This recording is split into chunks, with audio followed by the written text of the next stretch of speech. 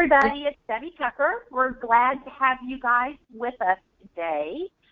We are going to be talking NCSI today for our every other month call for the region. I'm excited. I see there's 16 of you guys on. Thank you for making this a priority this month. I know sometimes these calls, other things can take precedence, but we're really very excited to have Kristen Reedy here today. So last year in October, I think most of you realized that the National Center for Systemic Improvement was funded through OSEP. They actually started off the same as many of you who just were refunded last October in 2015. So I think that they're a year under their belt now, and we have been really excited with some of the work that we've done. So without further ado, it is with great pleasure that I want to turn the microphone over to Kristen Reedy, who is the co-director for the National Center for Systemic Improvement. Thanks very much, Debbie, and good afternoon, everyone. Yes, this is Kristen Reedy. I'm the co-director of NCSI, and Rory Fitzpatrick is my partner co-director who is not able to join us this afternoon because she's in another meeting. But I'm grateful for the opportunity to talk with you today about NCSI's work and how you as state PTIs and CPRCs can be involved in our work as well as in the improvement work being conducted in your states. Our objectives for the call today are to provide you with some basic background and information on NCSI, to find out from you about how you have been involved in your state's improvement work. We'd like to talk about ways that you can contribute to your state's SSIP implementation, and finally would like to talk about ways that you can connect with NCSI. So I'm going to start by giving a quick overview of the National Center for Systemic Improvement, how we're structured, what our objectives are, etc. As Debbie said, we are a new center funded by OSEP, just started in October of 2014. So we're beginning our second year of the new National Center. And I know you're familiar with the Regional Resource Center program that was organized by region into 6 separate RRCs. And NCSI replaced that regional structure with a new National Center.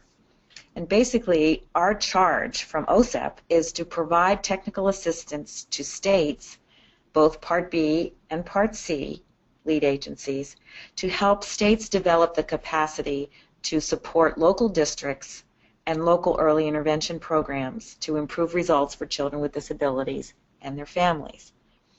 And secondly, NCSI is expected, I think, or hoped by OSEP to play a major part in helping OSEP to achieve its vision of results-driven accountability. Now, NCSI is based at West Ed. That's my employer. West Ed is based in San Francisco, California, but has offices around the country. My office, for example, is in Burlington, Vermont. But we also have a number of major partners that are helping us with this work. We are working with the American Institutes for Research at AIR, the National Association of State Directors of Special Education, the Council of Chief State School Officers, which is the professional organization that represents all the commissioners or secretaries of education in all the states around the country. We also have a partnership with SRI International, and we are partners with your regional and national parent TA assistance centers. Finally, we have a partner at the University of Texas at Austin. They are our external evaluators. We also, even though it's not a subcontract, we have a consulting contract with Maureen Greer through Emerald Consulting to be sure that we're connecting closely with the Infant Toddler Coordinators Association, or ITCA. So we have that connection to ITCA similarly to our connection to NASD for state directors of special education. And all of these partners are contributing substantively to the work of this new national center. NCSI has 7 objectives that were outlined in the RFP that we responded to and that are in our cooperative agreement. They're organized under 4 main areas or buckets, if you will. One is data use. Second is knowledge utilization. The third is systems change. And the fourth is communication and collaboration. And we've organized our 7 objectives under those 4 buckets. Our overarching objective is number 1, and that is to increase the capacity of states to develop, implement, and evaluate their state systemic improvement plans, which is very broad, obviously, and kind of all-encompassing, but very much focused on the state systemic improvement plan. The other objectives that come under that are related to that overarching goal. So we want to increase states' use of evidence-based practices. We want to help improve and strengthen state infrastructures for delivering TA at the state and local level. We want to increase the effective dissemination of evidence-based practices so that those evidence-based practices that we know from research are what it takes to improve results are actually being implemented with fidelity at the local level. And we want to help states meaningfully and authentically engage stakeholders, including parent centers, in the development and implementation of the state systemic improvement plan. The last 2 objectives are that we want to coordinate with and help states to access other TA resources that are available to them through other OSEP-funded TA centers, like the Early Childhood TA Center, ECTA, or the IDEA Data Center, IDC, or the National Transition Center. And we want to be sure that we're collaborating with those other TA centers so that we're not duplicating efforts and so that we're presenting a coordinated and unified technical assistance approach with the states that we're working with. And finally, last but not least, our objective number 7 relates to general supervision. We are charged with increasing states' capacity to implement effective general supervision systems. And as you know, that includes due process and dispute resolution systems, as well as compliance monitoring. So just wanting to remind all of us that while our focus or our shift is more of a balance between results and compliance, compliance is still very much a part of implementing IDEA and is part of NCSI's charge as well. Now this graphic is just a way of showing how our center is structured. We start with NCSI leadership and administration. We have a leadership team with representation from the National Parent Center for Information and Resources. Deborah Jennings is on our leadership team. Then we have a TA coordination team that I convene that is comprised of the leads of our 4 service areas. So we have a team that's working on data use. We have a team working on knowledge utilization or implementing evidence-based, knowing what evidence-based practices are first and then making sure they're getting implemented. We have a systems change team, and we also have a communication and collaboration team that is very much focused on authentic engagement of stakeholders in all of our work. We are organized on the far right-hand side, vertically on this diagram, you'll see state liaisons. We call our state liaisons TA facilitators, and we have assigned one to each state, a TA facilitator for Part B, and then another one for Part C. And those TA facilitators really are intended to be the main contact person for NCSI with that state. They're expected to know their states well, to be able to respond to requests from the state.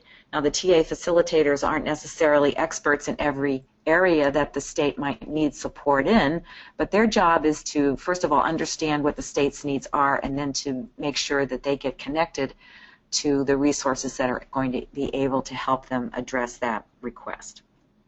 So that's available to all states.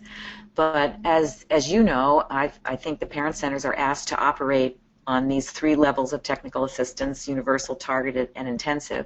We do some things for all states, including assigning TA facilitators. Our website is, of course, available, and we'll be doing more things that are at the universal level for all states. And we have targeted technical assistance efforts that are for some states, And I'll explain a little bit more in a minute about one of our main targeted TA strategies. And then finally, at the third level, we have intensive technical assistance. That is for states who have more intensive needs or are requesting a greater degree of assistance. And we will be developing individualized or customized TA plans for those states, and then implementing those plans and evaluating them with the state.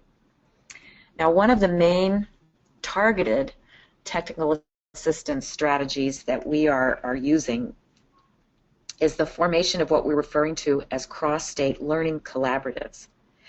As you know, the regional resource centers often convene states based on their regional configurations, and the regional parent centers are continuing to be organized in a regional structure. However, NCSI is a national center, and our RFP really was pretty direct in encouraging us not to organize by region, but rather we're convening states based on common interests or concerns rather than geographic location. So this year we're kicking off this fall, and that's where Rory is today in the face-to-face meeting we're having here in DC with our literacy collaborative. We're kicking off a series of face-to-face meetings with learning collaboratives, which are similar in many ways to what you might think of as a community of practice, but a slightly higher degree of structure and ongoing support to the team members of the participating states. We're defining a learning collaborative as a network of shared leadership and peer support that will help participating states to identify issues and opportunities to improve outcomes for students or children with disabilities, and to engage in professional learning and growth related to the SSIP or other identified area of interest. Detailed information about NCSI cross-state learning collaboratives may be found on our website, and I put the link in there at the bottom of this slide. We've organized the learning collaboratives into particular focus areas, and you'll see them on the screen. Literacy and language, and that is a combination of Part B and Part C focus collaborative.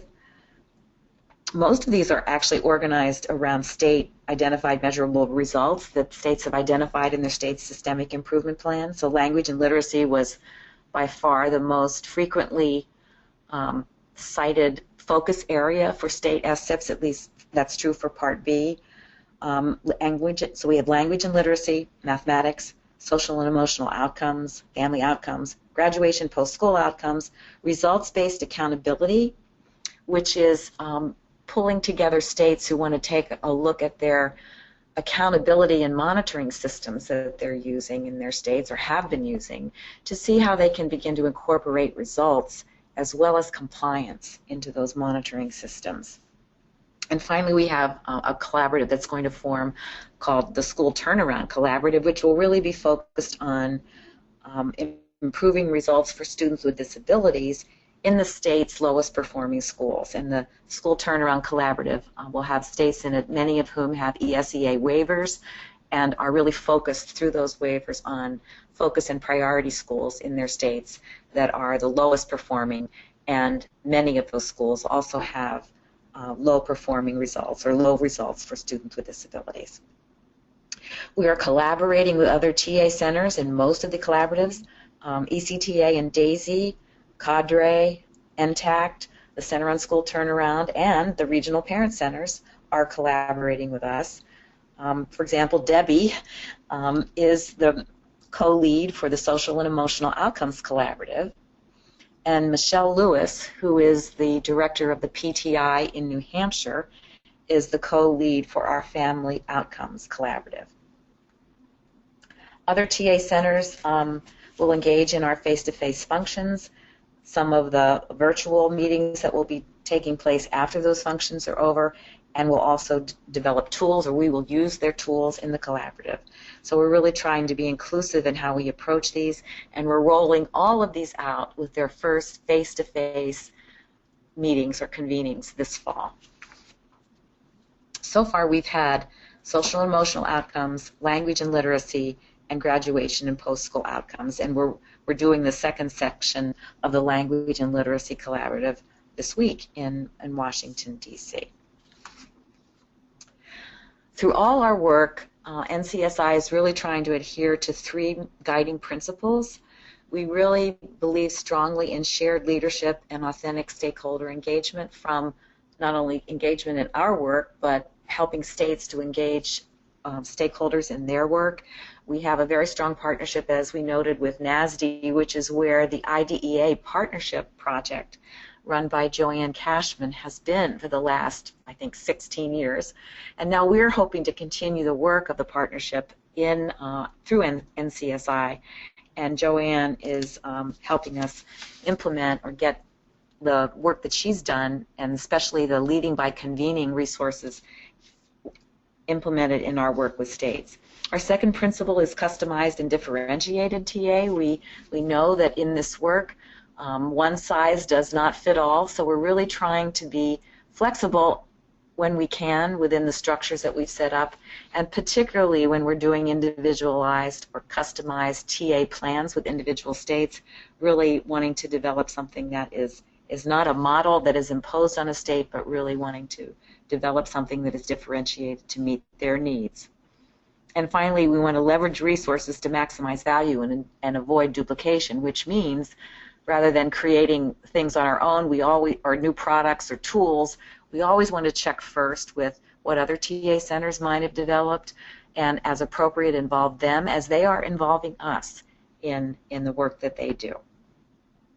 So that is a quick overview of NCSI, how we're structured, what our goals and objectives are, and I would be happy to take questions from the group at this point if Laurie or Debbie could let me know what those are. Thank you very much, Kristen. If you would like to ask a question at this time, if you would raise your hand, if you look on your control panel, you'll see a little icon for hand raising, and I would be glad to unmute you so that you can ask any questions that you'd like to at this time. If you do not have the ability via microphone or telephone, please type your question or comment into the question box that is on your control panel on your screen at this time, and I would be happy to share any questions that you type in with Kristen. So if we just give it a couple of seconds here to see if anybody would like to make a comment or ask a question, please go ahead. Kristen, this is Debbie. I think probably one question that the states probably have, some of the parent centers on the phone have, is how can they find out if their state is participating in the Cross-State Learning Collaborative? Okay. Well, one way is, of course, to ask the state which one they've joined. We have a compilation or list of states that have joined collaboratives, so you could also fire off a question to me and I can get that information to you. I can't look at our list right now at the same time that I'm doing the webinar because I'm showing my screen, but so those are two ways. One is you can contact me or Rory Fitzpatrick and ask that question, or you can contact the state directly and ask them if they've joined a collaborative. We don't have representation in the collaboratives from every state, but many states, and I think looking across all the collaboratives at this point, we have 100 different state teams represented. Now that is because some states have put together teams for more than one of the collaboratives, but I think the last time I heard a count, it was 100 different state teams across B and C. So we've had really good participation from states across the country. Kristen, we do have one question that's coming through the question box, and that is, which states are getting targeted or intensive TA? Well, that's a great question too. Our initial proposal that we responded to seemed to imply or say that we should provide intensive technical assistance to states that are in the needs intervention determination status. As you know, OSIP makes determinations every year, and states can either meet requirements, need assistance, or need intervention. But so we started with states last year that were in needs intervention and are continuing to work with those states. but we're also broadening our way of thinking about that. So if a state, whether needs assistance or meets requirements, contacts us and has a specific request or a need, particularly if it's a complex request with several different components, we're going to convene a team to respond to that request, and more than likely we'll develop an individualized plan with that state. So I guess what I'd like to convey mostly is that our level of intensity in working with a state isn't necessarily determined by their level of determination.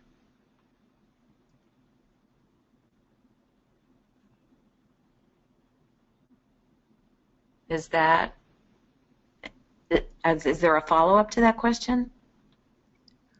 There is not. I'm just waiting for additional information on another question that came in. Does anybody else have a question? Please go ahead and raise your hand if you'd like to, or enter it into the question box at this time. That would be great.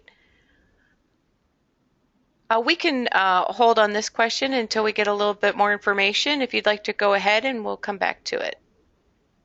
Okay. So the next segment of talking with you today, I wanted to talk a little bit about the State Systemic Improvement Plan, just to be sure we're all on the same page with regard to it. So I'll just sort of give some basics about the SSIP. The State Systemic Improvement Plan is a comprehensive plan, multi-year plan that focuses on improving results for children with disabilities. It is a new indicator that is part of the State Performance Plan and Annual Performance Report, which we've had in place for a number of years. And so OSIP has added an additional indicator to the SPPAPR. It's indicator B17 for Part B and C11 for Part C. Phase 1 of the SSIP was due in April 2015, and now states are working on Phase 2, and that will be due in April 1 of 2016. So what we're thinking about in our work with states now, and a lot of the focus for the learning collaboratives that we're convening, is how can we help states develop their SSIP Phase 2 plans so that they're ready to submit them in April of 2016. Now the SSIP, as you know, goes by phases. Our first phase is already passed, but states needed to develop a detailed data analysis for Phase 1. They also needed to analyze their infrastructures. How were they organized? What was their system for providing support to regions or locals within their state? How is their TA system organized? What's their governance structure, etc.? Based on that analysis, they needed to identify a state-identified measurable result. Then they needed to talk about coherent improvement strategies that were going to be designed to address the issues that they needed to focus on to achieve that result. And finally, they needed to put together a theory of action that showed the connections between what they intended to do by way of improvement strategies and the ultimate impact or results that they wanted to achieve in terms of improving outcomes and results for children with disabilities and their families. So that was all Phase 1. Phase 2 is really developing the plan in much more detail. And as I said, that's what we're working on now. The main components of Phase 2 are looking again at infrastructure. What do states do to improve their systems and develop their infrastructure so that they're able to achieve the results that they're hoping to get to? How can they support early intervention programs and LEAs in implementing evidence-based practices? And finally, there's a strong evaluation component expected to be articulated in the Phase 2 plan. In Phase 3, states will be implementing their plans, reporting on progress, and reporting on the results of the evaluation systems that they set up. In Phase 1 of the SSIP, the states needed to identify a state-identified measurable result, or a SIMR, and they needed to provide a rationale for why they were making that choice. That should be based on the data analysis they did their theory of action. You need to say why this focus area made sense in terms of improving outcomes for children with disabilities. All states have selected a SIMR, and the most frequently selected area of focus for Part B was early literacy or literacy in reading. The second was most frequently cited SIMR was graduation and post-school outcomes, then mathematics, and finally early childhood outcomes for Part B.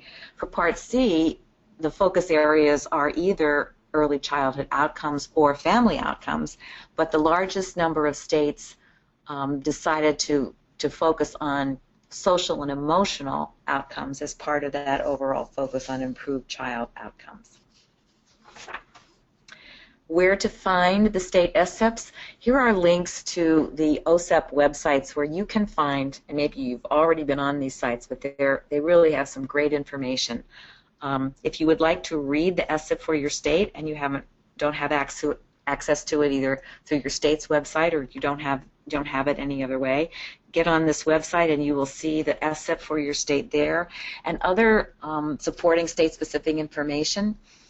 These are links to what OSEP refers to as the state profile. So there's a link for C and a link for B.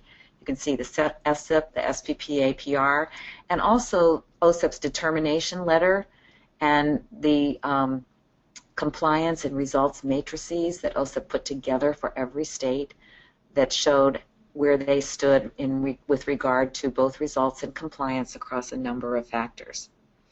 Also then at the bottom of the slide are links to the recently published SPP APR analysis reports. And these are reports on a national snapshot or perspective on all of the indicators in the SPP APR. The analysis is typically completed by different TA centers who are assigned to different indicators.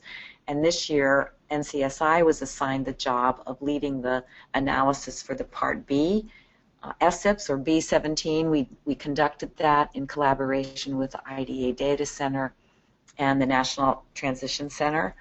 And then Part C, that analysis was completed or led by ECTA, but NCSI collaborated with them in doing that. So both of those reports are now on the Grads 360 website, so you can go there and check out. In the SSIP Part B analysis section as well as Part C, there are lots of tables and graphs that really give you a snapshot, not on individual states, but on how things look across the country. And we're going to be developing a webinar presentation for states and stakeholders and parent centers that will give the highlights of this analysis that we hope to have together pretty quickly. When you go on the site, the Part C state profile page will look like this, and you can go there to choose a profile and click directly on the state that you're interested in. The map is color-coded to show you the state's determination status in the current year, and so you'll be able to see who's meeting requirements, who needs assistance, and who's in needs intervention. Again, this one is just Part C.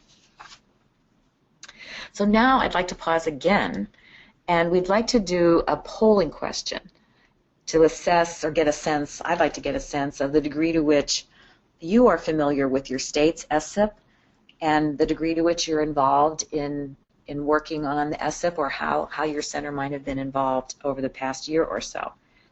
So Debbie or Laurie, are you going to be able to, oh, I see on my screen I'm seeing the poll is open. And I'm not sure, I don't think there's anything I need to do.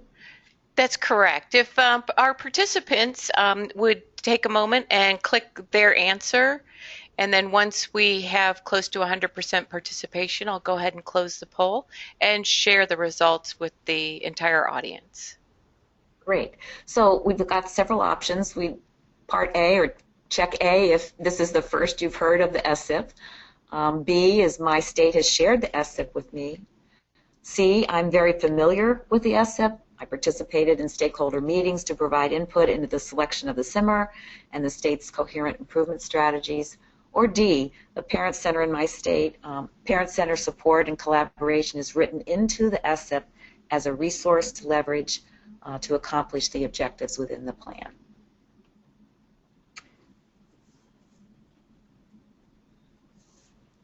We currently have about 47%. Oh, we just crossed over the 53% have cast their votes.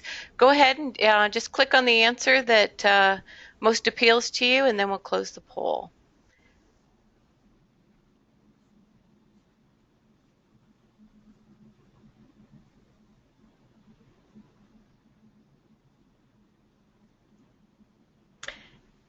Laurie, about how many people do we have on the call today? We have approximately 19 in total. Okay. And we're at 60%.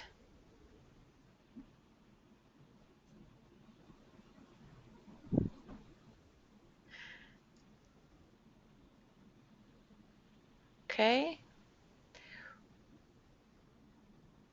Would you like me to close the poll at this point? We're at 67%. Okay. Let's hear the results.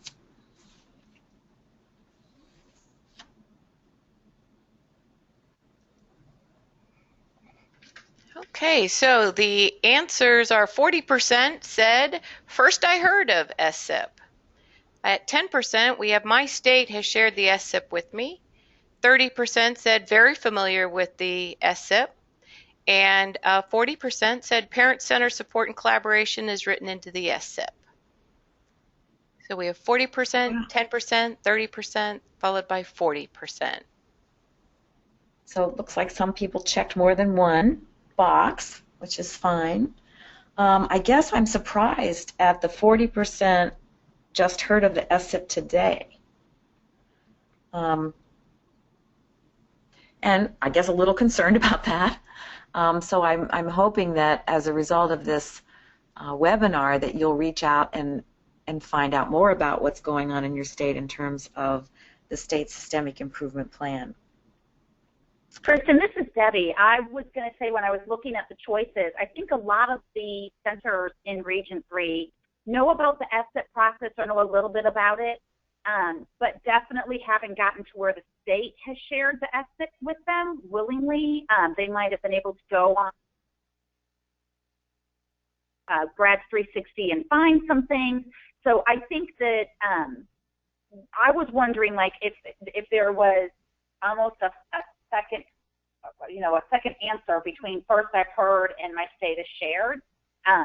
So I'm thinking that a lot of states probably erred on the side of this is the first time I've heard of it, because they haven't gotten to where the with them on it or shared it with them. Okay. And someone contributed a comment in the box stating that very thing, Debbie, as well. We needed a 1.5. Oh, okay. Something in between 1 and 2. Thank you. Thanks very much for that comment. Maybe I'll change the questions for the next call that I do. I'm doing regional calls with all the 6 parent center regions.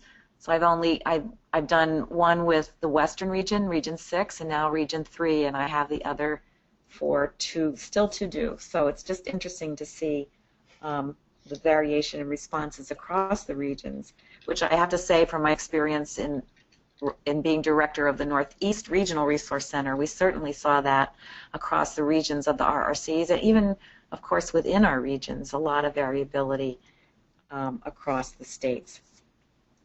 Okay, well, now let's talk with each other, or I'd like to talk with you about these questions. What can your center contribute to your state's SSIP work? What resources do you have to share? And how might you help to get the word out about the SSIP to families and advocates and other stakeholders in your states or in your communities?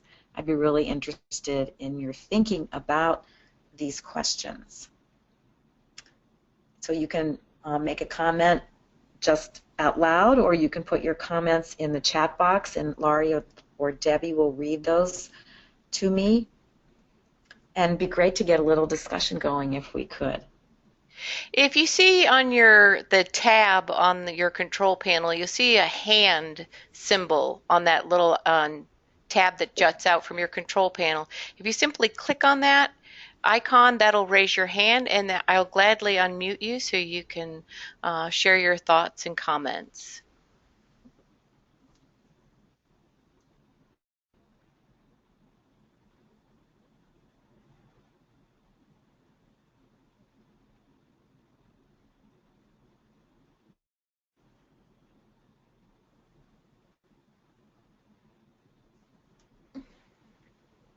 Kristen, this is Debbie. As I think people are sort of thinking about this, what have you seen in your work over the past year, and maybe outside of even Region 3, how parent centers have been involved in this work to date? Because I think in our region we kind of struggle to get ourselves at the table all the time. So I was just wondering what you've sort of seen across the nation with trends where parent centers are really actively involved in the SSIP work. Well, I have to say, with the analysis that we did of the Part B SSIPs, and I think this is also true for Part C, there's tremendous variability across states when they were reporting on the stakeholder engagement as they developed their Phase 1 SSIPs. So it went from, for example, having a state-level stakeholder group that might have a representative on it from the state PTI or other parent center, where that group would be kind of a reacting group to the state bringing out sections of their SSIP, asking for assistance with data analysis or interpretation of the data that the state had collected and presented. In some cases, states were asking their stakeholder groups to actually approve their choice of SIMR or approve their theory of action, but in most cases those groups tended to be advisory in nature, so that they would react, they would advise, they would make recommendations, but the state would ultimately make the decision about what their SIMR was going to be or what their strategies were, what strategies they ultimately put in their plan. So I think it ranged from that kind of involvement in an advisory nature to approving things that went into the SSIP, but that's only at the state level. I think what we really need to get to as we go forward with implementation of the state systemic improvement plans is stakeholder engagement at multiple levels within the state. So not just being on a state level advisory committee or stakeholder group, but really talking about what are our strategies for, in a sense, getting the word out through all the levels of our system. When you think about state level to maybe regions within a state, or even at school district local level, what I'm thinking about and hoping we can get to is how parent centers can really be a source of getting that information out to people who need to know what the state is working on and how they can contribute, because I think a lot of our sense of what needs to happen for improving results for children with disabilities is raising expectations, is changing people's beliefs about what's possible, and really making sure that those evidence-based practices that we know from research work are being implemented at the local level. So I hope that answers your question in sort of a general way. That there's a lot of variability from involvement in an advisory level on a state level stakeholder group to more local level development, which we hope we'll see more of as the SSIP rolls out. Kristen, we have another comment at this time. We received a print in the question box. It says, in Alabama, we have shared goals and results with families. Additionally, we provide training to stakeholders about the SIMR and SSIP and how it is relevant to improve outcomes for each child. That's great. I think that's a really important role that the PTIs can have in states. I bet a lot of the parent centers have tools or products or information that might be useful to parents, or that might be a way to work with your state if they are developing information that will be disseminated to different stakeholder groups within the state. The PTI could be a great contributor to that work. Be sure that the information that's being sent out is written in such a way that it's easy for parents to understand, as well as school people. But that's a role that I would think might be an important one for the parent centers to play.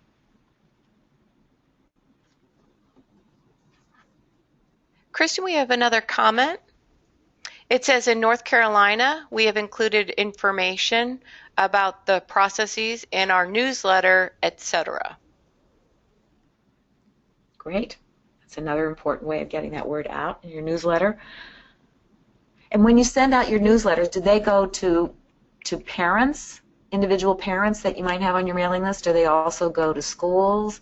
How widely is that information disseminated? I'm wondering. If that person would go ahead and type that into the box at this time, we'll come back to that. We have a comment. It says, oh, okay, in regard to the distribution, she replied, parents, educators, schools, disability organizations, and more. That's great. Mm-hmm. And we have another comment. It says, our state is focusing on literacy, and we plan to provide a series of literacy trainings in partnership with the State Department of Education. Oh, terrific. Will those trainings be for parents or for school folks, or maybe they're for multiple audiences? Primarily for parents. Mm-hmm.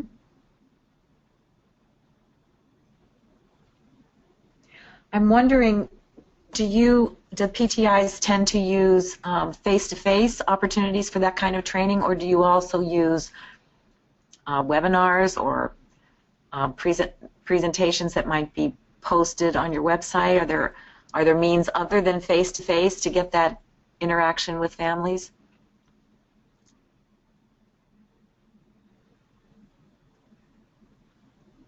Obviously, face-to-face is always, to me, always better, but here we are having a webinar today when I'm talking with you, so I'm just wondering if there are other ways that you've found to get that information out to families. We have a comment. It says, we plan to do it through webinars, which will be recorded and archived on our website. Great. That sounds terrific. If anyone else would like to provide a comment, please go ahead and type it into the question box or raise your hand.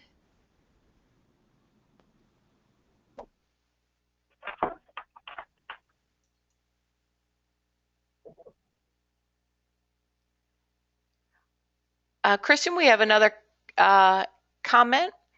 It says, Poppin has been included in FLDOE's face-to-face strategic planning meetings, and some of our suggestions are being considered for their plan. Great. Kristen, Poppin is, Florida has 3 PTIs. Poppin is the northern one, so it covers the northern part of the state.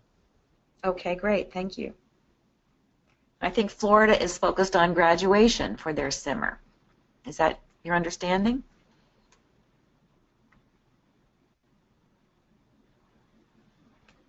Pretty sure that's right. They wrote in that it's Parents of the Panhandle Information Network is what POPIN stands for. Okay, thank you. Great. Okay, well, it sounds like lots of you or many of you have a number of strategies that you're interacting with your folks at the state level, as well as developing materials and opportunities for training for school districts and parents and through multimedia.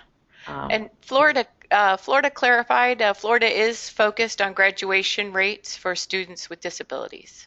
Mm-hmm. Great. Okay. Thank you for those comments. In the time that we have left on the call, I'd like to talk with you about connecting with NCSI. We talked about NCSI in terms of how we're doing our work and how you as PTIs or CPRCs are involved or could be involved in the SSIP work in your state. So now let's talk a little bit about how we connect to each other. One main link to NCSI is through RTA facilitators, or if you will, state liaisons. Every state has an assigned NCSI TA facilitator, one for Part B and another for Part C. And these NCSI staff are our main communication links with each state. I don't know, because I can't see the participants, Debbie, if any of our NCSI TA facilitators were able to join in this call today. I did get the word out to them, but it was a little late, so they might not have been able to make changes in their schedules. But yes, we do. One of the ways. Oh, we do. Great. Who's on? Patrice. Okay, Patrice Linehan. Hi, Patrice. I'm glad you're able to join. Patrice is at NASD. Has done a tremendous amount of work with the IDEA partnership over the years. Kristen, this is Debbie, and I was just going to say, as I've gotten to know many of the TA facilitators this year through NCSI, what I have found is that they are hungry for connections in the state, and they would love to get connected with the parent centers and hear what's going on in your center and how it might inform their work. So I know Kristen talked earlier about you know, the TA facilitators really working with other TA networks and things that to better help the state Part B and Part C system. But parent centers are a big part of that as well. And I know that, I think it was back in June, I sent the list out to the region with your Part B and Part C facilitator list. And I'm happy to do that again now that we've had this call and you can sort of see. They would love to get a phone call and just chat with you about what's going on in your state. And figure some things out together. Most of them have really been happy when I said, I can make that connection for you. So they're very hungry for ways in which they can help their state. Patrice, I know she's muted, but if she wasn't, she could certainly speak to that. She's one of the biggest supporters I've ever met of really getting families meaningfully involved in this process. So we've got a great group of facilitators that really want to help states figure this out. So it can be a great way for you to make a new connection. Absolutely. And if Patrice would like to make some comments, is it possible to unmute her? Just one moment. You're talking to me? No. Patrice, she is not, is in listen only. Okay. But she said she would be glad to follow up with you after the call, and she did offer her contact information. Would you like me to share that at this time? If it's in the chat, that's fine. But I think, Debbie, that the list of NCSI TA facilitators that you sent out has emails and phones. Okay. We are in the process of making some adjustments or reassignments of our TA facilitators, so once we do that, we'll send an updated list out to you, so you'll have that. But I would encourage PTIs from states to feel free to contact the NCSI TA facilitator. As Debbie said, folks are hungry for information, and it would be great to talk with you about the work you're doing in the states, and we can really be partners, I think, as just like we are with other TA centers in working together collaboratively in states. We also know that the regional parent centers have state liaisons too, and we have shared those lists across our organizations. So that's one way to make a direct connection.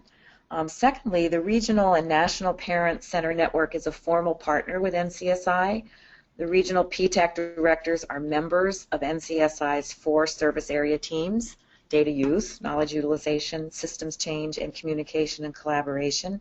So as members of those teams, they're contributing to product development or tool development.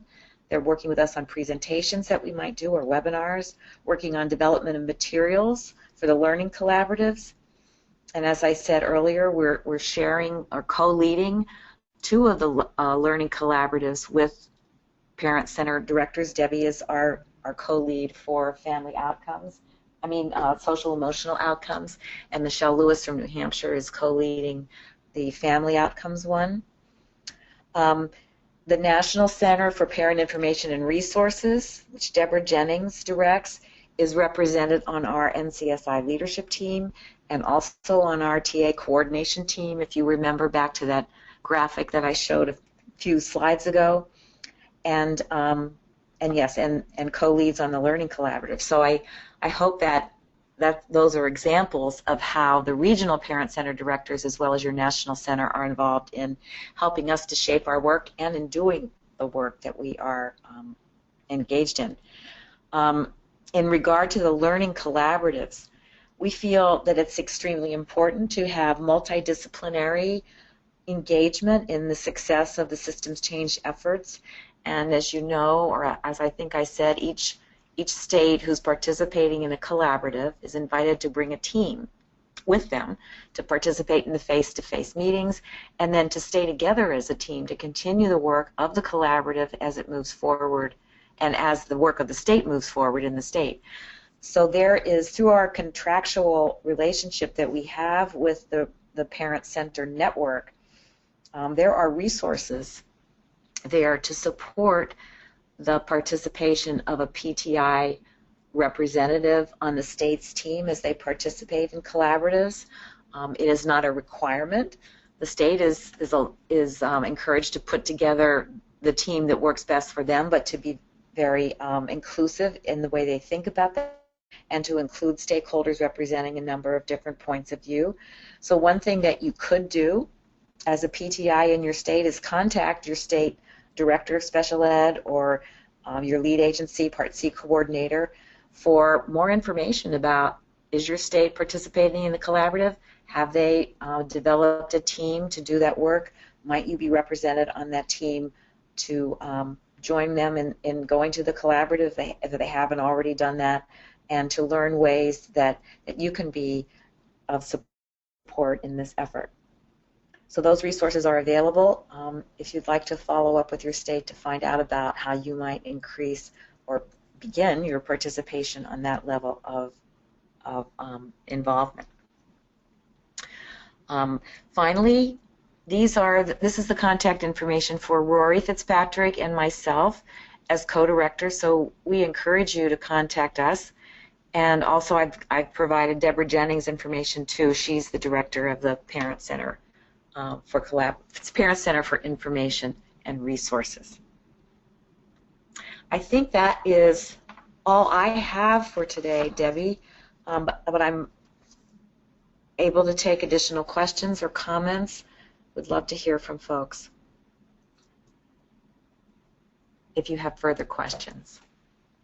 So if anybody is typing comments, I had written down just a few sort of takeaways that we would sort of get back with the region about. Kristen is going to share a list of the states that are in the collaborative with us. And Kristen, if that's on Box, I can happily find that and share that as well. If it's easier for me to take that off your shoulders, just let me know. I think it is in Box, but I can send you the link to be sure you have it. That'll be great.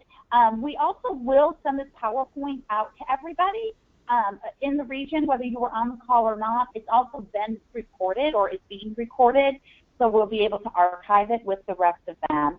I think as a region, we will definitely do some follow-up and next steps. I will definitely get you the current TA facilitator list as soon as that is available. If you are ready to make contact sooner than I get that to you, just shoot me an email, and I will give you the one that I have, and we'll I'll see if I can find out if it's one that's staying or if there might be a change, and we'll do some pre-work.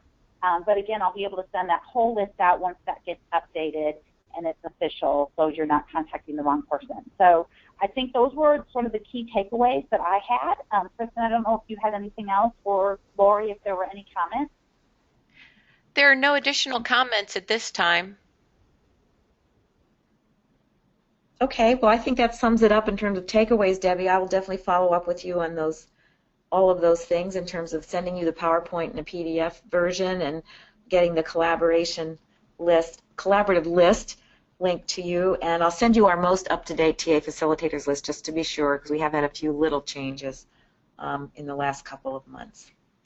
Perfect. And to the parent centers on the phone, I've been involved with NCSI now for close to a year, worked very closely on, as the co-lead on the social emotional outcomes collaborative.